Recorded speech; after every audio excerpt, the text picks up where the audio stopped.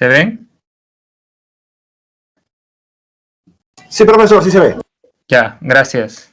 Disculpen por el impasse, lo que pasa es que por alguna razón no se podía conectar a través de la aplicación y he tenido que entrar por la página web. Bien, el día de hoy tenemos filosofía moderna.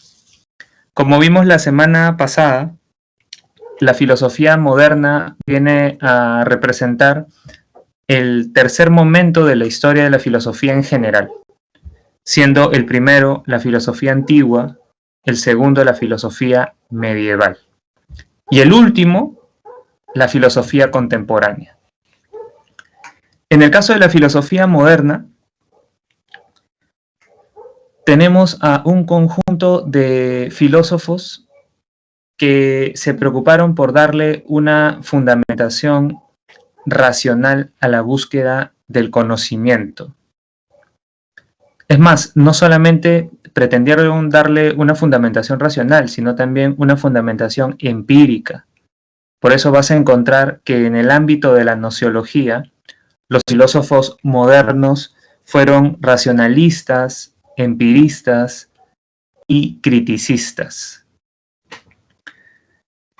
De todos modos, no te vayas a quedar con la idea de que en la filosofía moderna únicamente se desarrolló la gnoseología como disciplina filosófica, ya que también estuvo bastante presente desde el siglo XVII hasta la segunda mitad, o hasta la primera mitad del siglo XIX, mejor dicho, la filosofía política, la estética, la ética, entre otras disciplinas. Por eso va a ser en la modernidad filosófica que va a surgir el liberalismo, el anarquismo, el comunismo, entre otras corrientes políticas, así como también la reflexión ética, a propósito de los escritos publicados por Baumgarten, Kant y otros filósofos. De todas maneras, lo que nos corresponde ver ahora es la filosofía moderna dedicada a la gnoseología o teoría del conocimiento. En esta gnoseología moderna, como le podemos llamar, fueron tres corrientes las más importantes. Ya te mencioné al racionalismo y al empirismo, cabría agregar simplemente al criticismo.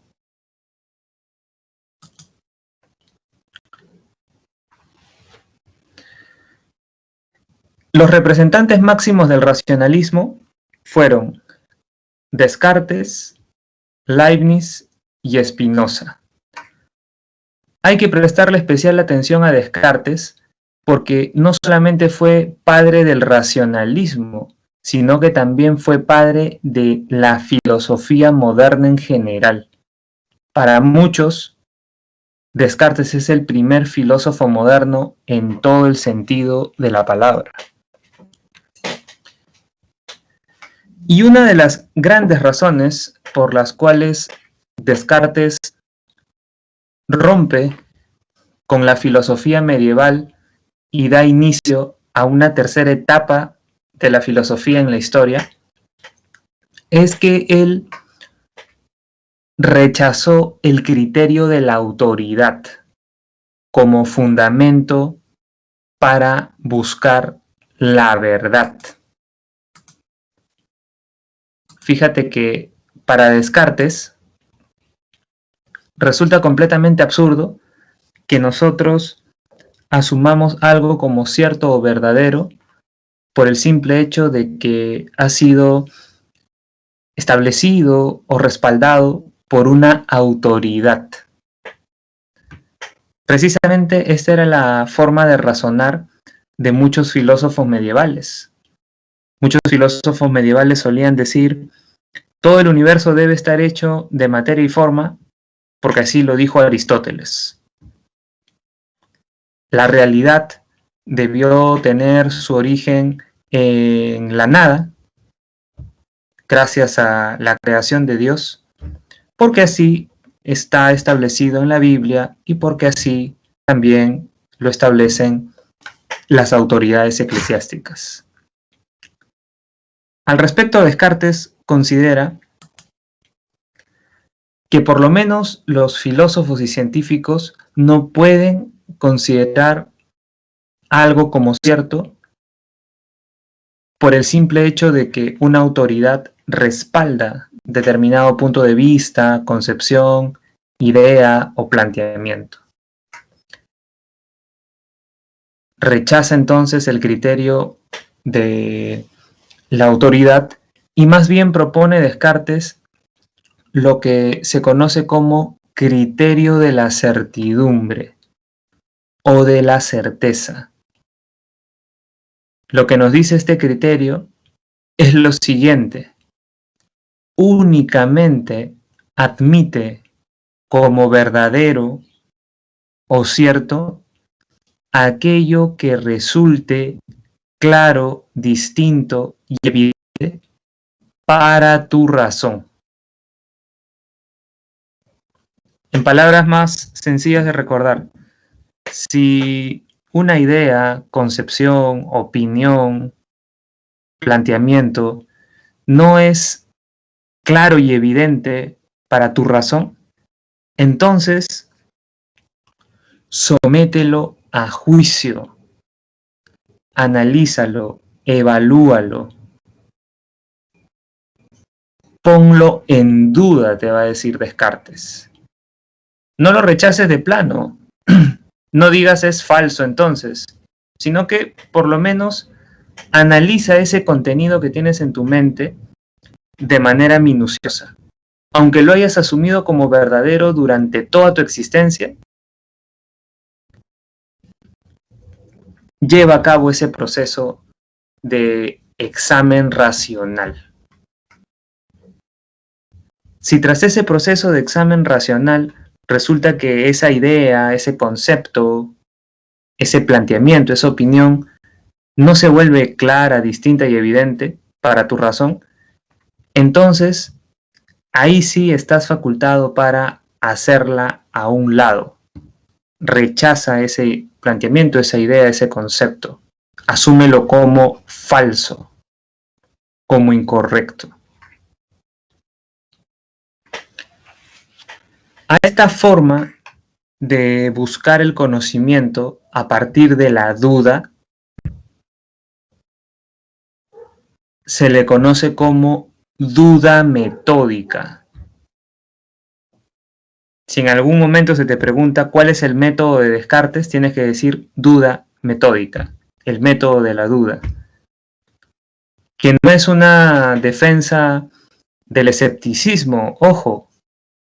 No nos está diciendo Descartes que pongamos en duda todo y que nos quedemos en esa duda, sino que lo que él nos está planteando es que utilicemos como un instrumento, como una herramienta, la duda para alcanzar certeza.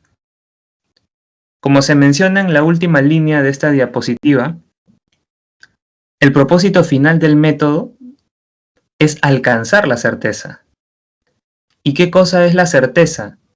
La certeza es toda idea, concepto o planteamiento que es claro, distinto y evidente para nuestra razón. Esta aclaración que he hecho nos servirá para distinguir a Descartes, por ejemplo, de David Hume. David Hume, aunque representante del empirismo, también fue representante del escepticismo. David Hume sí nos diría, no podemos alcanzar certeza. Por lo menos nos diría él, no podemos alcanzar certezas racionales, motivo por el cual lo lógico es que nos mantengamos en la duda. Descartes nunca llega a decir eso. Descartes piensa que la duda es como una escalera a través de la cual nosotros subimos hasta alcanzar conocimientos seguros. Una vez que tú alcances un conocimiento seguro, de la razón, la ola, y continuar buscando otros conocimientos para seguir poniendo las bases de una comprensión exacta y precisa de la realidad.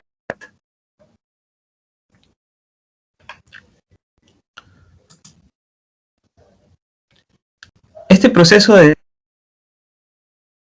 le lleva a Descartes a poner en duda prácticamente todo lo que durante su existencia había asumido como verdadero o cierto.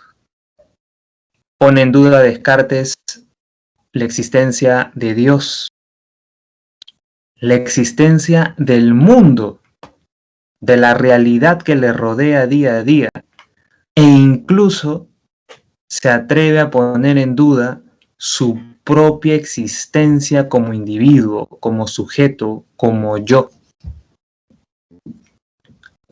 Dice él, ¿cómo puedo estar seguro de que existo y de que existe el mundo?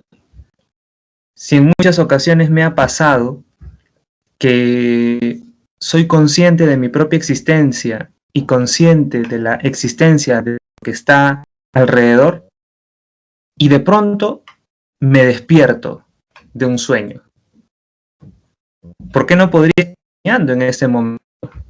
¿Por qué no podría ser parte de una ficción todo esto que observo, todo esto que percibo, todo esto que experimento a través de mis sentidos? No puedo estar seguro de que existo como un yo, como un individuo, como un sujeto, por el simple hecho de que tengo hambre, de que tengo sueño, de que tengo frío, de que tengo calor. Porque estas informaciones, estos datos que obtengo de los sentidos, muchas veces son erradas, son equívocas. Puedo estar seguro de que de verdad he escuchado una clase de filosofía, porque me ha pasado antes, podría decir Descartes, que he soñado. Me he soñado a mí mismo escuchando una clase de filosofía o leyendo un libro de filosofía o realizando una serie de actividades que suelo realizar mientras estoy despierto. ¿Cómo diferencio el sueño de la vigilia?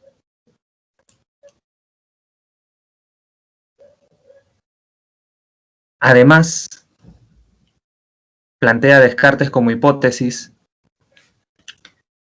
¿por qué no podría darse el caso de que un genio maligno me esté engañando en todo momento con respecto a cómo es la realidad? No digo que existe un genio maligno, aclara Descartes, pero pensémoslo como una hipótesis.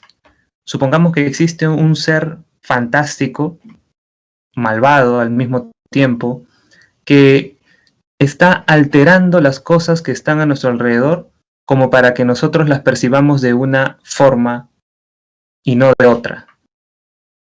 Si es así, entonces yo no puedo estar seguro de esto que estoy experimentando. No puedo estar convencido de que la realidad es así tal y como la estoy percibiendo con mis sentidos. A mí por lo menos me hace recordar esta hipótesis del genio maligno de René Descartes al argumento de la película Matrix, una película de hace ya algunos años. En esta película tan famosa se presenta un escenario en el cual los cerebros de los seres humanos son manipulados por máquinas. Estas máquinas, estos robots, estos androides, manipulan las mentes de las personas de tal manera que éstas perciben una realidad que en verdad es simplemente una ficción, una fantasía. Descartes, si estuviese entre nosotros, nos diría, ¿y por qué no podríamos estar precisamente en ese tipo de escenario? ¿Por qué no podría ser que la inteligencia artificial nos esté manipulando o tergiversando todas las cosas que están a nuestro alrededor. Y nosotros pensamos que las cosas son así cuando en verdad no tienen estas características. ¿Qué nos garantiza que no es así? ¿Nuestros sentidos? Pero si nuestros sentidos justamente son los que podrían estar siendo manipulados, si nuestros sentidos muchas veces fallan y por eso usamos lentes, por eso necesitamos revisarnos el oído, por eso también en muchas ocasiones ocurre que vemos fantasmas cuando en el fondo solamente son problemas de nuestra percepción, etc. ¿Y qué hay de Dios? Asumo la existencia de Dios, yo Descartes, como algo indubitable, pero ¿he demostrado yo la existencia de Dios? Yo Descartes soy cristiano, dice el filósofo. No dudo de la existencia de Dios, pero no dudo porque hay razones para que Dios exista. O en el fondo simplemente no dudo porque así me han educado, porque así me han formado, porque sigo lo que me han inculcado mis padres, porque sigo lo que me han inculcado las autoridades eclesiásticas, porque en definitiva sigo lo que me ha enseñado la sociedad. No cabe duda de que en el fondo es lo segundo. Asumo la existencia de Dios por costumbre, por las tradiciones en las que he crecido, pero no porque hayan razones para estar seguro de la existencia de Dios. La existencia de Dios como idea entonces se me presenta como algo poco claro, poco distinto, poco evidente. Y en ese sentido es legítimo que ponga en duda la existencia de Dios. Así como he puesto en duda mi propia existencia y la existencia del mundo. Señala Descartes. Como podrás ver, a partir de esta reconstrucción que he hecho de los argumentos de Descartes, él pone en duda tres cosas que difícilmente alguno de nosotros pone en duda. Ha puesto en duda su propia existencia, la existencia del mundo y la existencia de Dios.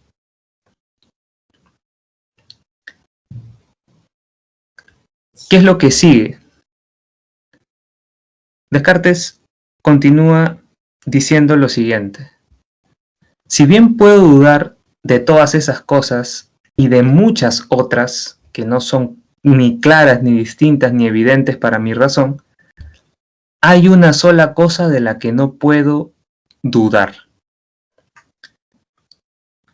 ¿De qué cosa no se puede dudar? No se puede dudar de que estemos dudando, señala Descartes. Por lo menos de que estoy dudando, no puedo dudar. Ahora, si estoy dudando, estoy pensando, porque toda persona que duda, piensa, ¿no? Si piensas necesariamente, si dudas necesariamente piensas. Pero si pienso, entonces existo. Pienso, por lo tanto existo, pienso, luego existo, o como a veces se formula en latín, cogito ergo sum.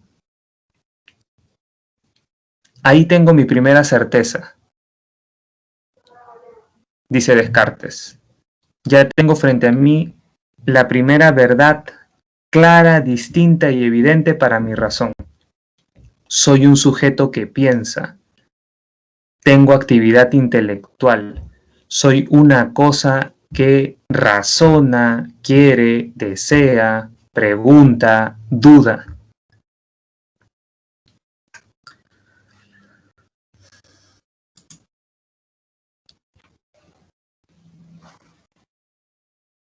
¿Qué otra cosa se puede descubrir únicamente sobre la base de la razón, sin recurrir a los sentidos? Según Descartes, como sustancia pensante que uno es, tiene en su mente una serie de ideas, conceptos, nociones. Todos ustedes tienen miles de nociones, ideas, conceptos en su cabeza, ¿no? Yo, Descartes, también tengo una serie de ideas y conceptos. Y una de esas ideas o conceptos es la idea o concepto de perfección. Cuando alguien me dice la palabra perfección, yo entiendo a qué se está refiriendo esa persona. Entiendo que la perfección es el conjunto de todas las virtudes posibles. Si alguien me dice ser perfecto, yo sé que es un ser que posee todas las virtudes imaginables. Ahora, ¿cómo yo, Descartes, que soy imperfecto, entiendo la idea de perfección? ¿He sido yo el que ha creado esa idea que está en mi mente? Imposible, porque de un ser imperfecto como Descartes o como cualquier otro individuo, no puede derivarse la idea de lo perfecto. Entonces, ¿qué cabe pensar? Cabe pensar que ha sido un ser perfecto el que ha puesto en mi mente la idea de perfección. ¿Y eso qué deja en evidencia? Deja en evidencia que Dios existe. Existe un ser que posee todas las virtudes. Y ese ser ha puesto en mi mente la idea de lo perfecto. Ya tenemos entonces como certeza la existencia de la sustancia divina o res infinita. ¿Qué es lo que sigue? Descartes menciona que si esta sustancia divina o perfecta efectivamente tiene todas las virtudes, una de las virtudes que necesariamente debe poseer es la bondad. Dios es necesariamente bueno, es supremamente bueno, para ser más exactos. Y si es supremamente bueno, Dios jamás permitiría que yo me esté engañando con respecto a lo que percibo a mi alrededor. Dios no permitiría, para ser más exactos, que todo lo que tú estás experimentando en este momento, la computadora, el teclado, mi voz, la mesa, la silla, la ventana, etcétera, sean una ficción. Menos permitiría a Dios que un genio maligno te esté engañando a cada instante, o que unas máquinas estén manipulando tu cerebro para que tú percibas la realidad de una u otra forma. Un Dios sumamente bueno jamás permitiría algo de ese estilo. Por tanto, todo lo que está a mi alrededor, es decir, la sustancia extensa, todo aquello que ocupa un lugar en el espacio, todo aquello que puedo percibir a través de mis sentidos, existe. De esta forma, Descartes alcanza la verdad clara, distinta y evidente de que el mundo existe.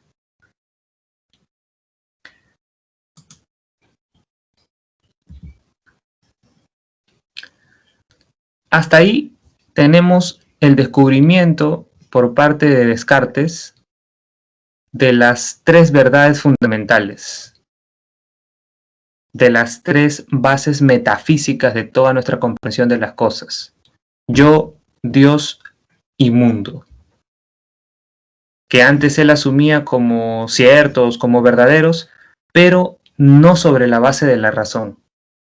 Ahí está el detalle. ¿Y qué cosa hay que decir sobre las clases de ideas? Como se menciona aquí, las ideas pueden ser de tres tipos según Descartes: ideas adventicias, ideas facticias, ideas innatas. La mayor cantidad de ideas que nosotros tenemos en nuestra mente son ideas adventicias. La mayor parte de los contenidos que están en este momento en tu mente han sido creados a partir del contacto que han tenido tus sentidos con la realidad. Te doy algunos ejemplos: la idea de árbol, la idea de gato, la idea de perro, la idea de hombre, la idea de computadora, la idea de celular, la idea de libro, la idea de hoja, la idea de pelota, etc.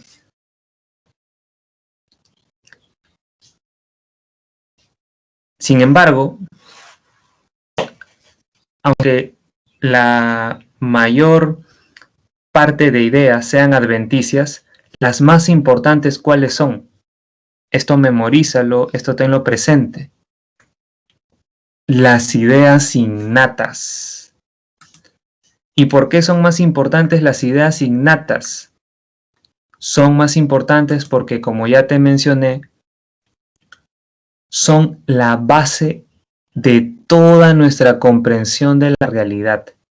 Son los contenidos con los que venimos al mundo.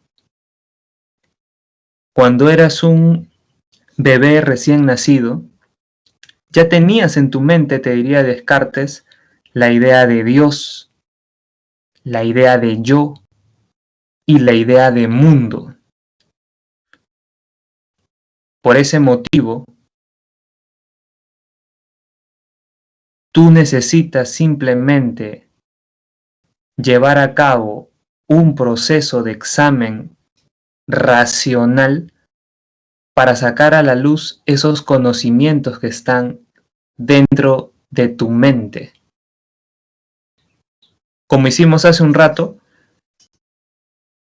se puede descubrir nuestra propia existencia, la existencia de Dios y la existencia del mundo, sin recurrir a los datos sensoriales. En toda esta argumentación que te reconstruí, a propósito de lo que planteó Descartes hace muchos siglos, en ningún momento dije algo así como existo porque tengo frío, o porque tengo calor, o porque tengo hambre, o porque tengo sueño. Dios existe porque lo observo en la perfección de los mares, de las montañas y de los animales.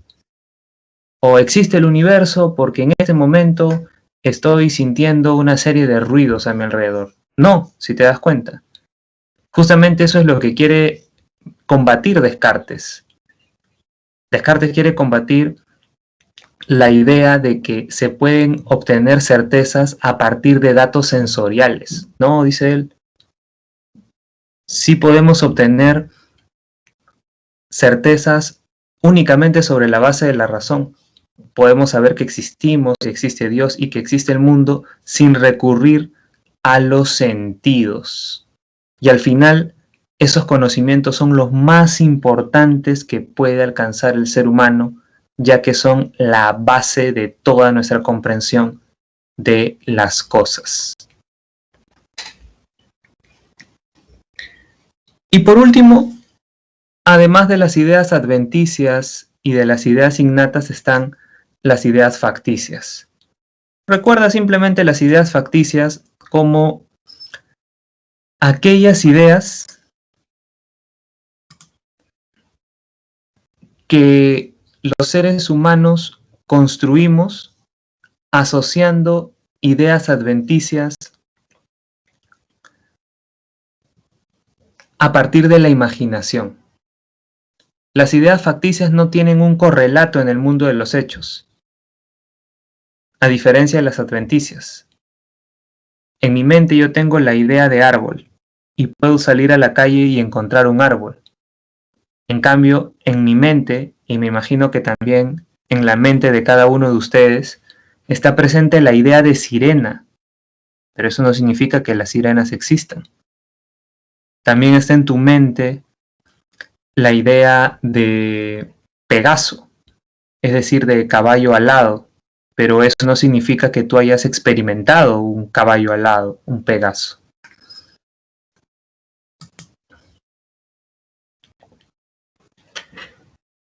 Dejemos ahí Descartes. Y sobre la base de su filosofía, entendamos el empirismo de John Locke y también el empirismo de David Hume. John Locke, como padre del empirismo moderno, obviamente rechazó la concepción cartesiana de las ideas innatas. No estuvo de acuerdo Locke con que venimos al mundo con ciertos contenidos en la mente. Para este filósofo británico, todos venimos al mundo como un papel en blanco o tabula rasa.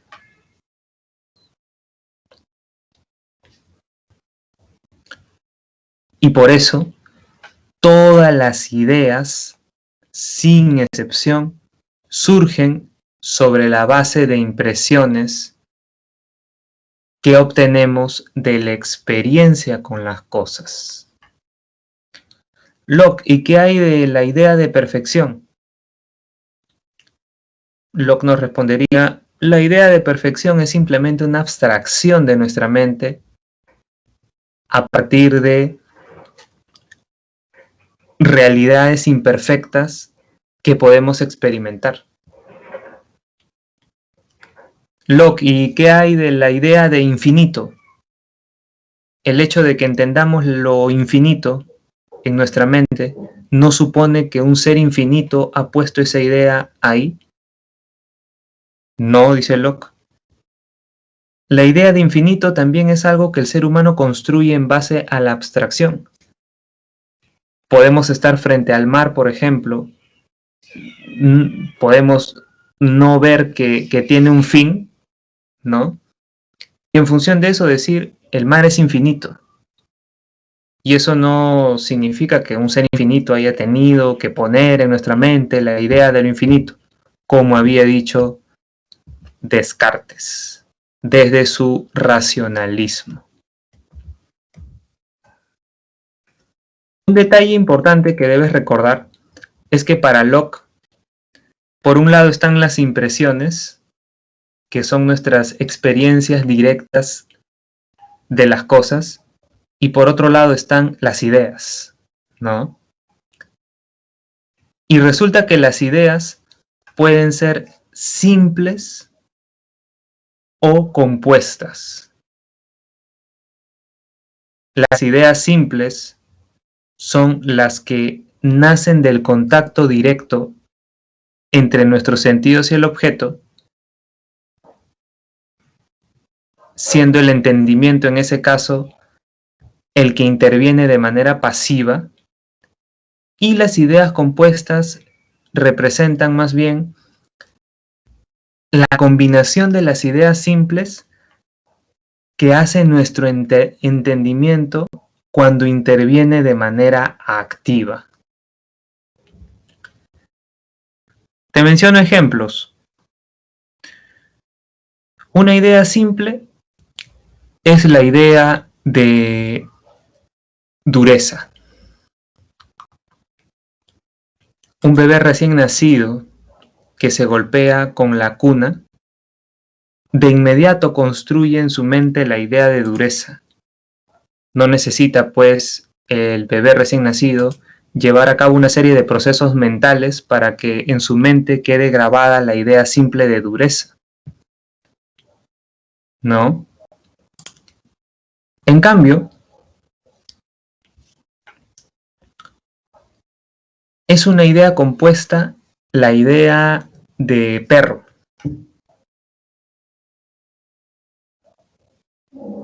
Porque no necesariamente desde pequeños distinguimos los perros de los gatos o los perros de los conejos. Me imagino que te habrás topado en alguna ocasión con niños de 2 o 3 años que no saben distinguir un perro de un conejo o un perro de un gato. ¿A qué se debe eso? Se debe, te diría Locke, a que las ideas compuestas se van asentando progresivamente en nuestra mente. Necesitamos ver bastantes veces perros, gatos, otros animales y todo lo demás que te puedas imaginar para que a la larga se nos vuelva fácil distinguirlos en la vida diaria. Claro, cuando uno ya tiene varios años de vida, fácilmente distingue un perro de un gato, un poste de un árbol, etc.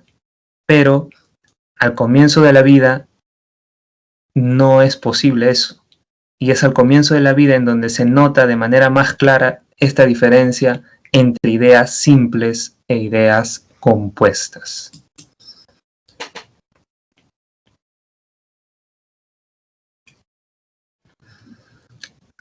Hasta ahí el empirismo del padre de esta corriente nociológica que es John Locke. Resulta que David Hume también es un empirista, pero a él debes recordarlo necesariamente como un empirista radical. Ahí está la clave. Y es tan radical Hume que para muchos es sobre todo un escéptico, no tanto un empirista.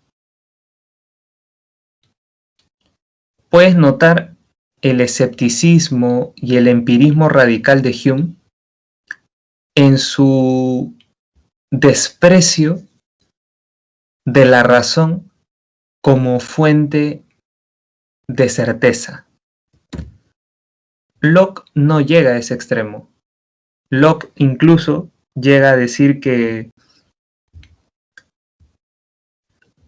aunque en el origen de nuestros conocimientos están los sentidos, luego es muy necesaria la razón para alcanzar conocimientos seguros. Tienes que recordar que John Locke fue un defensor bastante optimista del desarrollo científico. En cambio, Hume empieza a cuestionar la naturaleza, estructura y objetivos de la ciencia. Por eso, como puedes ver en esta diapositiva, Hume pone en cuestionamiento la idea de que el universo está estructurado en base a causas y efectos, que es el principio básico de toda la ciencia moderna. Es el principio básico, la causalidad de Galileo, Copérnico, Kepler, Newton y todos los demás científicos que vienen después. Hume dice, no tenemos por qué conectar el universo en causas y efectos. La conexión entre dos hechos no es por la experiencia, sino por el hábito, la creencia y la predisposición psicológica que tenemos los seres humanos. Es por una inclinación que tenemos que nosotros decimos, si se da X, entonces se da Y. Se ha dado X, entonces necesariamente se va a dar Y. Piensa, por ejemplo, en los pronósticos que lanzan los astrónomos cuando dicen Dentro de 53 años va a volver a pasar el cometa Halley cerca a la Tierra, porque se van a dar una serie de condiciones en cuanto a la órbita que tiene este cometa.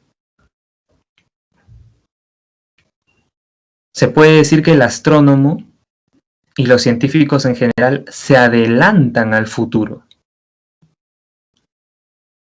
Asumen ellos que se pueden alcanzar certezas acerca de las cosas venideras. Pero, dice David Hume, en realidad, de lo único que podemos tener certeza es de lo que estamos experimentando en este preciso momento. Empleando sus términos, solo podemos tener certeza de las impresiones. Solo podemos tener certeza de la voz que estamos escuchando, de la voz del profesor. Solo podemos tener certeza de esta imagen, de esta diapositiva que estamos observando. Solo podemos tener certeza de todo lo que está transcurriendo en este preciso instante. Pero de ahí adelantarnos al futuro, aunque sea a través de deducciones científicas, no. No es válido, no es legítimo desde el punto de vista de Hume. Creemos que las cosas están conectadas, creemos que si A entonces B, por simple hábito, pero no porque el universo de verdad esté estructurado en causas y efectos.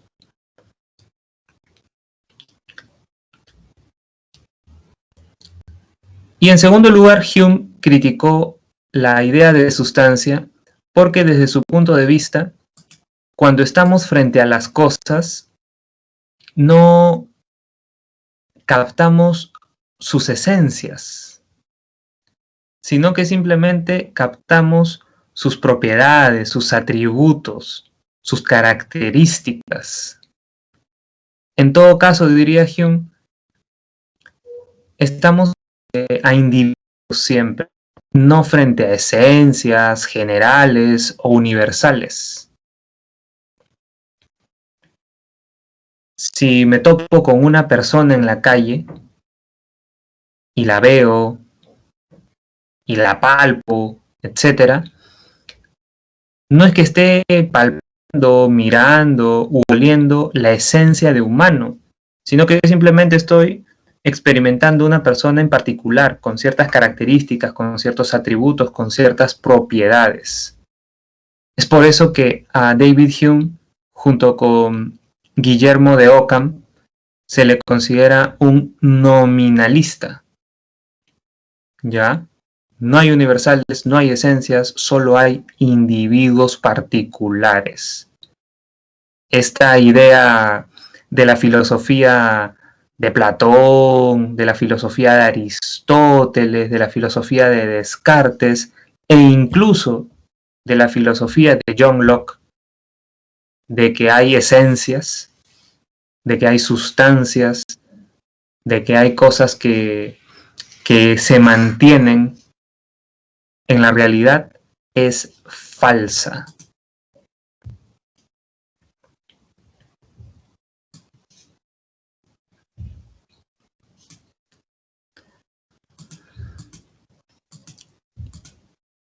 Hasta donde te he explicado, tienes el racionalismo de Descartes y el empirismo de John Locke y David Hume. Lo que nos corresponde ver ahora es el criticismo de Immanuel Kant. Como más o menos ya te adelanté, el criticismo de Immanuel Kant lo que busca es reconciliar los dos extremos. ¿Y quiénes son los dos extremos nociológicos? El racionalismo de René Descartes y el empirismo no de John Locke, sino de David Hume.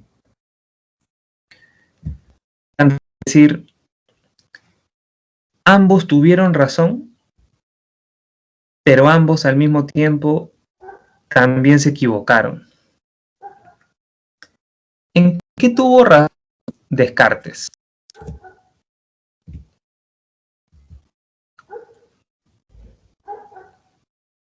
Según Kant, Descartes hasta cierto punto acertó o sostuvo que no venimos al mundo completamente vacíos.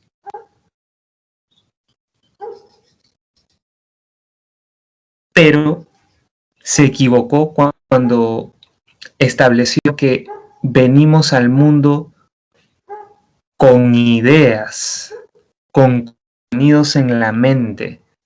Tampoco es tan así, dice Kant. Sí venimos al mundo con algo, pero no son ideas, no son contenidos, sino formas, estructuras mentales, filtros, moldes, a través de los cuales nosotros, los seres humanos, lo que hacemos es configurar y ordenar los datos sensoriales. Toda esa información, todos esos datos que reciben tus 5 sentidos, tiene que pasar por un proceso de ordenamiento, de configuración. ¿Y quién se encarga de ese proceso? La razón. Y la razón tiene una serie de estructuras mentales a priori, a las cuales Kant llama categorías. Recuerda ese término, categorías.